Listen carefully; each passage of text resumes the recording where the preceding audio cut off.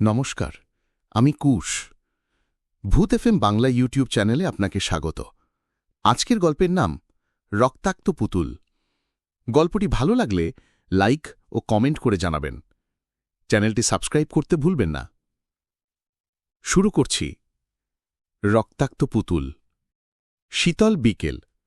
কলকাতার এক প্রান্তে পুরনো বসতির মাঝে দাঁড়িয়েছিল মা মনসার টয়েস নামের ছোট্ট একটি খেলনার দোকান। দোকানটি যেন শহরের স্পন্দন থেকে একেবারেই বিচ্ছিন্ন। কেউ খেয়াল করে না, কেউ কখনো ঢোকেও না। তবু দোকানটি ছিল, আর সেদিন সেখানেই ঢুকেছিল ৮ বছর বয়সী তিয়াশা। তিয়াশা মা বাবার সাথে নিউ মার্কেট থেকে ফিরছিল। আচমকা তার চোখে পড়ে যায় এক কোণে গুটিয়ে থাকা সেই খেলনার দোকানটা।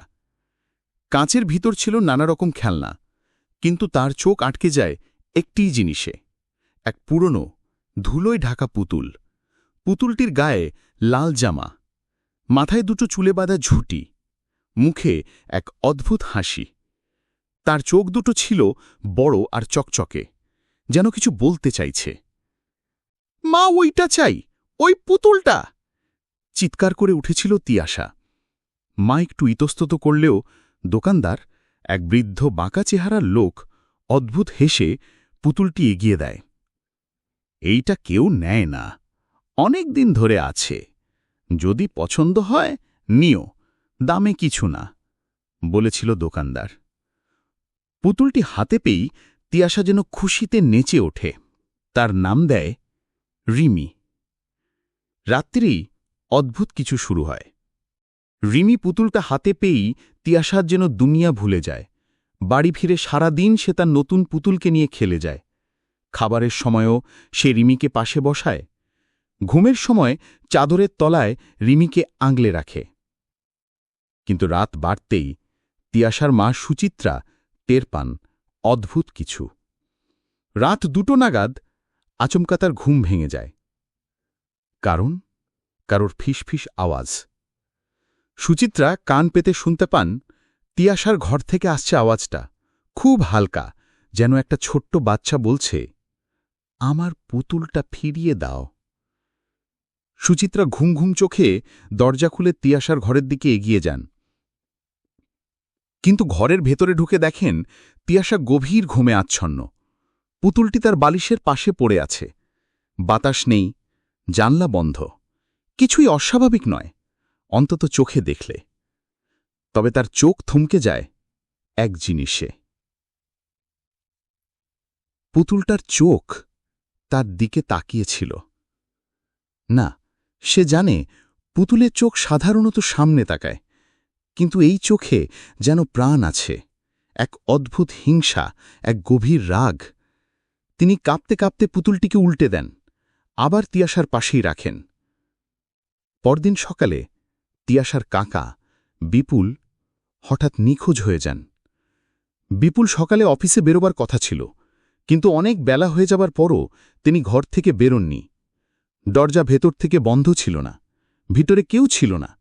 জামাকাপড়, মোবাইল, ওয়ালেট সবকিছু ঘরে, কিন্তু মানুষটা নেই। কেউ কিছু শোনেনি, দেখেনি। কেবল তিয়াশা বলেছিল, কাল রাতে কাকু আমার ঘরে এসেছিল। রিমি তাকে দেখতে চাইছিল। কাকু ভয় পেয়েছিল।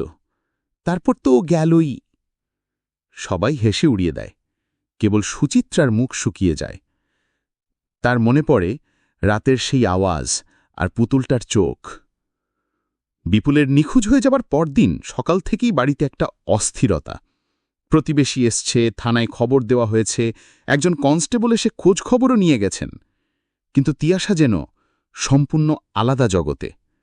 পুতুল রিমিকে নিয়ে এসে চুপচাপ খেলে যাচ্ছে, যেন কিছুই হয়নি। সুচিত্রা একা বসে বারান্দায় জানলার পাশে, তার চোখে মুখে চিন্তার রেখা। রাতের ঘটনাগুলো বারবার ফিরে আসছে, ফিসফাস, চোখ, নিখোঁজ।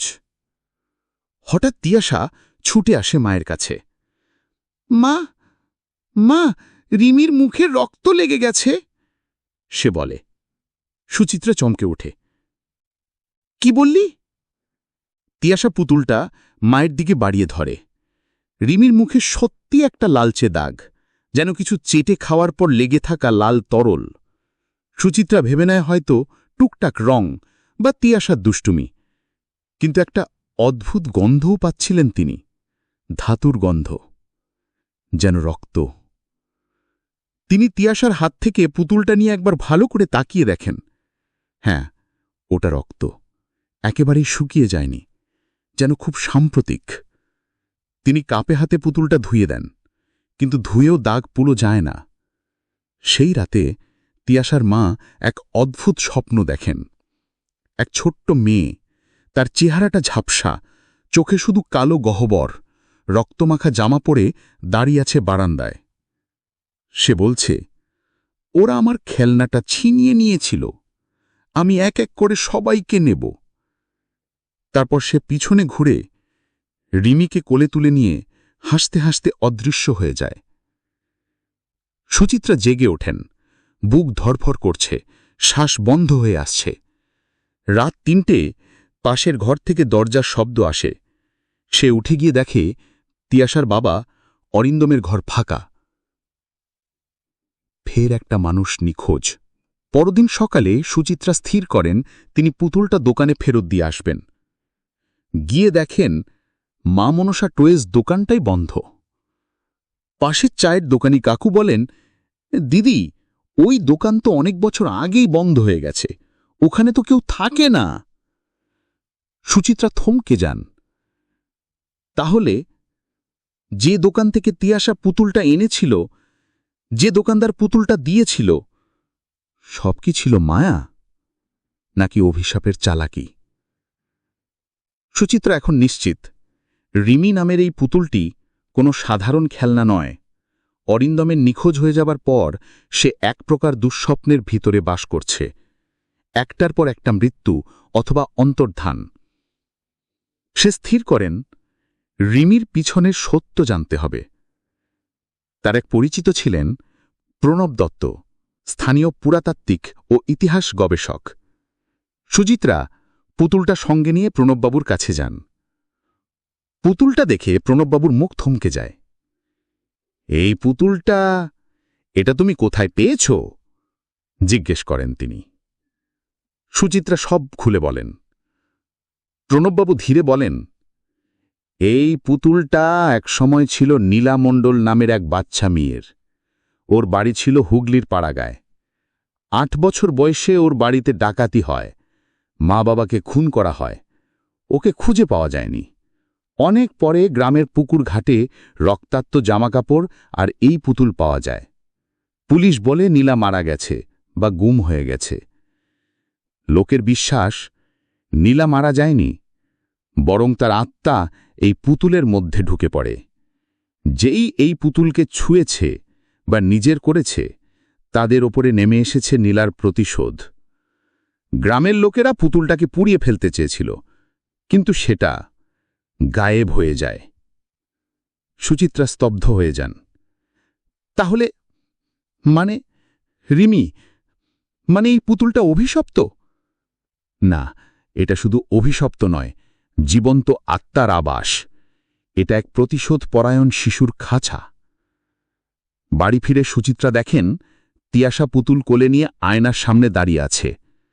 সে নিজে নিজের চোখের দিকে তাকিয়ে ফিসফিস করে বলছে, তুই জানিস আমি কি দেখতে পেতাম? সেই রাত, সেই ছুরি, সেই দৃষ্টিতে ভয়। আমি ছোট ছিলাম বলে আমাকে কেউ রক্ষা করেনি, এখন আমি ছোট নেই। সুচিত্রা দৌড়ে গিয়ে মেয়েকে জড়িয়ে ধরে। সে এখন ভয় পাচ্ছে নিজের মেয়ের মধ্যেই কি নীলা ঢুকে পড়ছে। তিয়াশা মুখ তুলে মাকে দেখে। তার চোখ দুটো কালো, ঠান্ডা, আর মুখে সেই পুরনো নিঃশব্দ হাসি। তুই আমায় কেড়ে নিয়েছিলিস, এবার তুইও হারবি, সে বলে। পরের রাত ৩টে। সুচিত্রা বিছানায়। চোখ বন্ধ করলেই একটা কণ্ঠস্বর, তুই জানিস না আমি কি দেখতে পেতাম?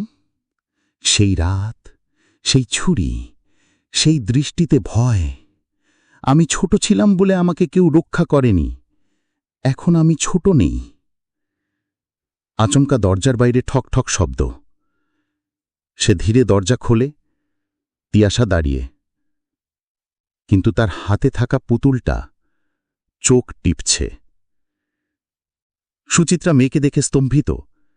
তিয়াশা, যার চোখ একসময় ছিল কোমল আর কৌতূহলী, এখন তার চোখে ভয়ঙ্কর শীতলতা। তার গলা বদলে গেছে, আর 5টা ছেলেমেয়ের মতো নয়, বরং যেন এক পরিণত দগ্ধ আত্মার কণ্ঠস্বর। তুই আমায় আগুনে পোড়াতে চাস? ফিসফিস করে জিজ্ঞেস করে তিয়াশা। সুচিত্রা কাঁপা গলায় বলে, তুই তুই আমার মেয়ে তিয়াশা? তিয়াশা হাসে। তিয়াশা আর নেই, আমি নীলা। তুই আমায় থমাতে পারবি না। সে পেছনে ঘুরে যায়, হাতে ধরা রিমিকে বুকের সঙ্গে চেপে ধরে। তখনই সুচিত্রা তীব্র গলায় বলে, তুই যা খুঁজছিলি আমি জানি। নীলা থমকে দাঁড়ায়। তোর মা বাবার খুনিরা কেউ এই বাড়িতে ছিল না, তারা আজও আছে বাইরে। আমি জানি কে করেছিল। আমি তোকে সাহায্য করব, কিন্তু তোর তিয়াসাকে ফেরত দে। নীলার গলা এবার কেঁপে ওঠে। তুই জানিস? সুচিত্রা এরপর যা বলেন তা সত্য। অরিন্দমের এক বন্ধু শচীন ঘোষাল একসময় কলকাতায় ধনী ব্যবসায়ীদের বাড়িতে ডাকাতি করত।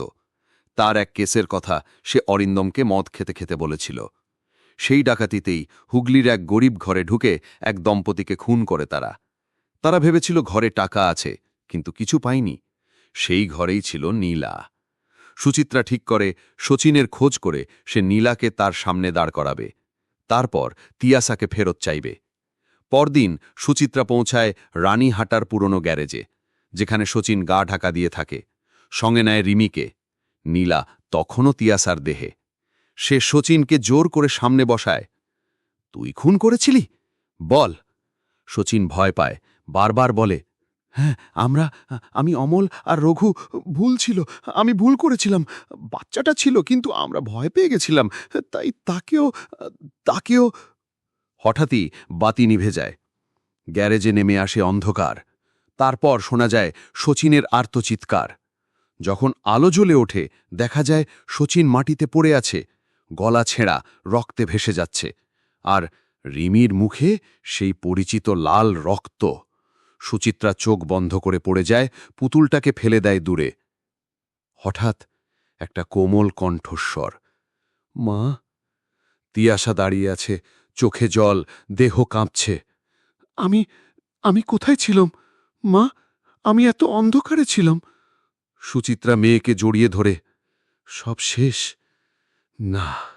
দূরে কোথাও বাতাসে এক ফিসফাস, আরও 3 জন বাকি।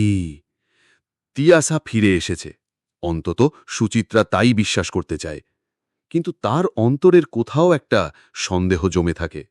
রিমি পুতুলটা সে তিয়াসার হাত থেকে কেড়ে নিয়ে বাড়ির পিছনের পুকুরে ফেলে দেয়। পুকুরের জল থই থই করে ওঠে, কিছুক্ষণ পর আবার শান্ত হয়ে যায়। তিয়াসা আবার সেই আগের মতোই মাকে জড়িয়ে ধরে, স্বাভাবিক কথা বলে, স্কুলে যেতে চায়।